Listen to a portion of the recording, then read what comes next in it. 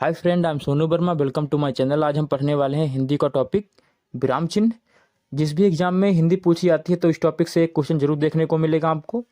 तो इस वीडियो में हमने विराम चिन्ह को अच्छे से बताने का प्रयास किया है। आई होप आप लोगों को अच्छा ही लगेगा। तो चलते हैं टॉपिक की तरफ। विराम चिन्ह, इसकी डिफिनेशन देखते हैं। विराम का अर्थ यह होता है कि ठहराव या रुकना। जिस तरह हम काम करते समय बीच बीच में रुकते और फिर आगे बढ़ते हैं, वैसे ही लेखन में विराम की आवश्यकता होती है। उसी को क्या कहते हैं? विराम चिन्ह। आगे देखते हैं। श्री कामता प्रसाद गुरु के अनुसार विराम चिन्हों की संख्या 20 है।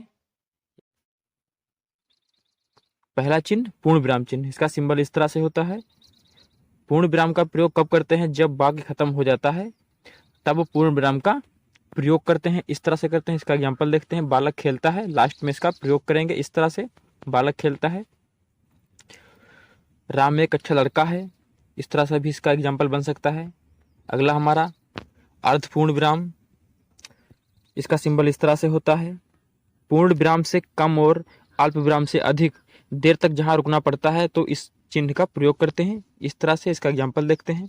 जब मेरे पास ज्ञान होगा तब उसकी सहायता करूंगा। इस सिंबल का यूज कहाँ पे होगा? जब मेरे पास ज्ञान होगा तब उसकी सहायता करूंगा, इस तरह से होता है। अब आगे चलते हैं। इसके बाद में अल्प विराम चिन्ह। इसका सिंबल इस तरह से होता है। जहां पर थोड़ी देर रुकना पड़े तो इस चिन्ह का प्रयोग करते हैं। इसका एग्जाम्पल देखें तो पहले राम मोहन भरत घूमने गए। इस सिंबल का यूज यहाँ पे होगा। राम के बाद, मोहन के बाद, भरत के बाद। राम मोहन भरत घूमने गए। गाय के दूध से दही, घी, पनीर आदि का निर्माण होता है। इसका दूसरा एग्जाम्पल है। अगला चिन्ह प्रश्नवाचक चिन्ह। इसका सिंबल इस तरह से होता है। जब किसी वाक्य में सवाल पूछे जाने का भाव उत्पन्न हो तो इस वाक्य के अंत में प्रश्नवाचक चिन्ह का प्रयोग किया जाता है इस तरह से। इसका एग्जाम्पल देखें। आप क्या करते हो, लास्ट में इस सिंबल का प्रयोग किया जाएगा इस तरह से। आपका क्या नाम है, आप कहाँ से आए हो, इस तरह से इसके एग्जाम्पल हैं। आगे चलते हैं। अगला हमारा विस्मयादि बोधक चिन्ह। इसका सिंबल इस तरह से होता है।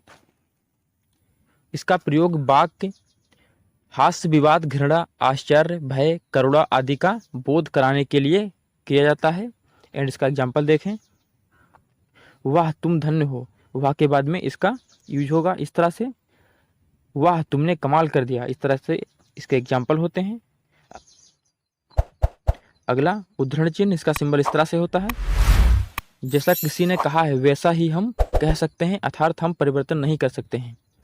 इसका एग्जाम्पल देखें। मैंने तुलसीदास का रामचरितमानस पढ़ा, इस तरह से इसका एग्जाम्पल होगा। आगे चले। देशक या रेखा चिन्ह। इसका सिंबल इस तरह से होता है। विषय विवाद संबंधी उदाहरण के बाद इसका यूज होता है। तुलसीदास ने कहा, परहित सरिस धर्म नहीं भाई। कहा के बाद में इस सिंबल का यूज होगा, इस तरह से वाक्य लिखा जाएगा। इसके बाद में विवरण चिन्ह। इसका सिंबल इस तरह से होता है, आप देख सकते हैं। जब किसी वाक्यांश की विषय में सूचक निर्देश आदि देने के लिए किया जाता है। इसका एग्जाम्पल देखें। भारत में कई नदियां हैं, जैसे गंगा, गोदावरी, महानदी आदि। तो इस सिंबल का यूज जैसे के बाद में होगा। विवरण चिन्ह। सेब के बहुत फायदे हैं, इस तरह से इसके एग्जाम्पल होते हैं। अगला हमारा अपूर्ण विराम चिन्ह। इसका सिंबल इस तरह से होता है, आप अच्छे से देख सकते हैं। उदाहरण राम घर जाता है, तो इस सिंबल का यूज कहाँ पे होगा? उदाहरण के बाद होगा, इस तरह से होगा। उदाहरण, उसके बाद इस सिंबल का यूज, फिर उसके बाद राम घर जाता है। उदाहरण राम घर जाता है, इस तरह से इसका यूज होगा। समझ गए होंगे आप अच्छे से। आगे चलते हैं हम। इसके बाद में अगला चिन्ह हमारा योजक चिन्ह। इसका सिंबल इस तरह से होता है। इसमें क्या होता है कि दूध रोटी, साथ साथ, दूर दूर, रोज रोज, संबंध बताना हो, इस तरह के जो शब्द आते हैं उसके बीच में इसका यूज होता है, इस तरह से होता है। इसका एग्जाम्पल देखें। गुरु शिष्य, गुरु और शिष्य के बीच में इस सिंबल का यूज होगा। उसके बाद में दूर दूर, दूर दूर के बीच में इस सिंबल का यूज होगा। दूध रोटी, साथ साथ, रोज रोज, जो इत्यादि शब्द आते हैं इनके बीच में योजक विराम चिन्ह का यूज होगा। आप समझ गए होंगे। क्लियर फ्रेंड, आगे चलते हैं। इसके बाद में प्रतिशत चिन्ह, इसको इंग्लिश में परसेंटेज बोलते हैं। इसका सिंबल इस तरह से होता है। इसका एग्जाम्पल देखते हैं। इस शहर में 30 बालक हैं। जब इस सिंबल का यूज हो जाएगा तो वाक्य इस तरह से हो जाएगा। इस शहर में 30% बालक हैं। इस शहर में 40% लड़की हैं। इस शहर में 50% बुजुर्ग लोग रहते हैं। इस तरह से इसके एग्जाम्पल होते हैं। आगे चलते हैं। कोष्टक चिन्ह, इसमें कई प्रकार के कोष्टक होते हैं। इसके एग्जाम्पल देखते हैं। वाक्य के बीच में आए हुए शब्दों पदों का अर्थ स्पष्ट करने के लिए कोष्टक चिन्ह का प्रयोग करते हैं। जैसे एग्जाम्पल देखते हैं। अब्दुल कलाम भारत देश के राष्ट्रपति थे, तो इस सिंबल का यूज यहाँ पे होगा। इस तरह से होता है। आगे चलते हैं। इसके बाद में अगर वीडियो अच्छी लग रही हो तो लाइक करें और हमारे चैनल से जुड़ जाइए। लोप चिन्ह, इसका सिंबल इस प्रकार का होता है। आप अच्छे से देख लें। एंड इसका एग्जाम्पल, मैं कार बुक कराऊंगा पर साथ नहीं चलूंगा। एंड इसका यूज कहाँ पे होगा? मैं कार बुक कराऊंगा पर के बाद होगा, साथ नहीं चलूंगा। मैं कार बुक कर आऊंगा पर साथ नहीं चलूंगा। इस तरह से इसका एग्जाम्पल होगा। अगला हमारा हंस पद या त्रुटिबोधक चिन्ह, इसका सिंबल इस प्रकार का होता है। आप अच्छे से देख लें। इसका प्रयोग कब करते हैं? जब हम कोई वाक्य लिखते हैं और मिस्टेक हो जाती है तो इसका प्रयोग करते हैं। आ जाएगा ये कुछ नहीं पता है, क्योंकि यहाँ पे एक मिस्टेक हो गई है, तो मिस्टेक को सुधारने के लिए इस सिंबल का यूज करते हैं। आप देख सकते हैं एग्जाम्पल के थ्रू। राम कल दिल्ली जाएगा, एंड इस सिंबल का यूज यहाँ पे होगा, यानी कि राम कल दिल्ली जाएगा। इस तरह से इसका यूज करते हैं। आगे चलते हैं हम। इसके बाद में लाघव चिन्ह, इसका सिंबल इस तरह से होता है। एंड इसका प्रयोग जब किसी बड़े शब्द को संक्षेप में लिखने के लिए उस शब्द का पहला अक्षर लेकर उसके बाद इस चिन्ह का प्रयोग करते हैं। इस तरह से करते हैं। इसका एग्जाम्पल देखें। प्रोफेसर को शॉर्ट में लिखने के लिए प्रो लिखकर उसके बाद इस चिन्ह का प्रयोग करते हैं। इस तरह से लिखा जाता है।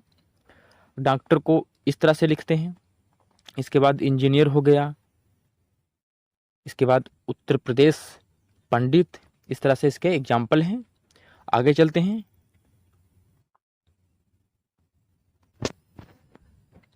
पुनरुक्ति चिन्ह, इसका सिंबल इस तरह से होता है। क्रम संख्या दी हुई है, उसमें 1 2 3, खिलाड़ी का नाम, देश का नाम। खिलाड़ी का नाम विराट कोहली, देश का नाम भारत। रोहित शर्मा कहाँ का है? ये भी भारत देश का है। तो इसका यूज इस तरह से करते हैं। पुनरुक्ति चिन्ह का यूज इस प्रकार होता है। आप समझ गए होंगे अच्छे से। आगे चलते हैं। इसके बाद में तुल्यता सूचक चिन्ह, इसका सिंबल इस प्रकार का होता है।